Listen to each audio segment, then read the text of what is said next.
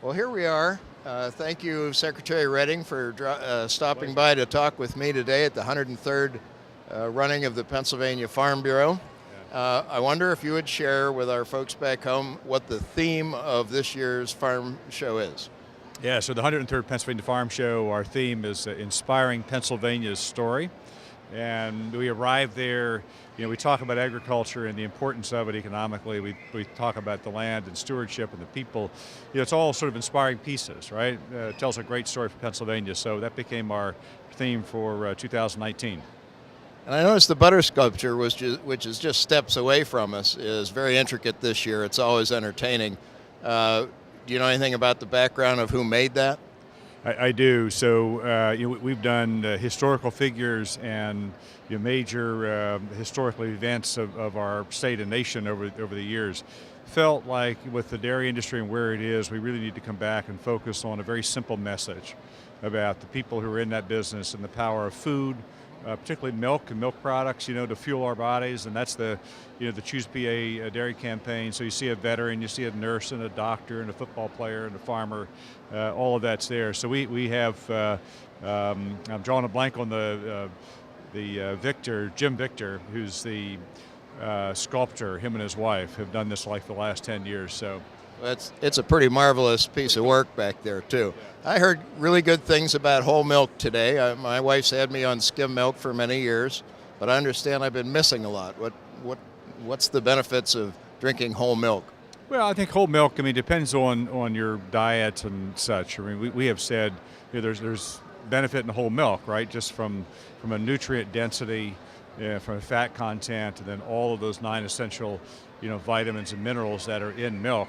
If you have the whole milk, you're getting 3.5% fat, so it's still sort of 96.5% fat-free versus the 1% you drink or 2% as I drink. There's just a benefit to it, so we want folks who need the nutrients and need the nutrition to have access to it versus having it be predefined by just the percent of fat that drives the conversation. It doesn't quite feel like the way to approach nutrition. So whole milk is an option. Yeah. Especially for kids, I'm sure, but it would do us all some good. Well, so I'm a numbers guy, and if you could help me out here a little bit, we tell people about the economic benefits of what agriculture does for the Commonwealth. Can you give us some specifics, please? Yeah, so it's a great question, and I, for a long time, had sort of tried to avoid this question. Because we would give this answer, because we give an answer where if you look at the U.S. Department of Agriculture ag statistics, and that's it's like the census, right? There's an ag statistics done, and we would take the number for Pennsylvania from an agricultural output, all of our crops, all of our animals, all of that, and then do a multiplier of times 10. And so you would look at that and say, well, how did you get the times 10, and why isn't it 8, or why isn't it 15? We didn't feel good about that, so we went to Temple Fox School of Business and said, let's do an econometric, study of all of these components of ag. We did that over 2 years. It's came out to $136 billion. It's 18% of our state. And that's every year? It's every single year. It's 18% of our state's gross economy, 580,000 jobs. Half of those are directly food agriculture. The other half are sort of induced or supported by ag. So it begins, I can give you a great answer, right? It's not an insignificant piece of Pennsylvania's economy.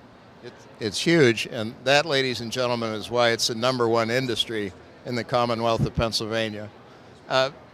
Back home, we have a variety of crops. We have feed corn, we have apples. What's the #1 crop here in Pennsylvania these days? Yeah, mushrooms. Okay, I like them too. Okay, 103rd Annual Pennsylvania Farm Show, Secretary Russell Redding. Thanks very much.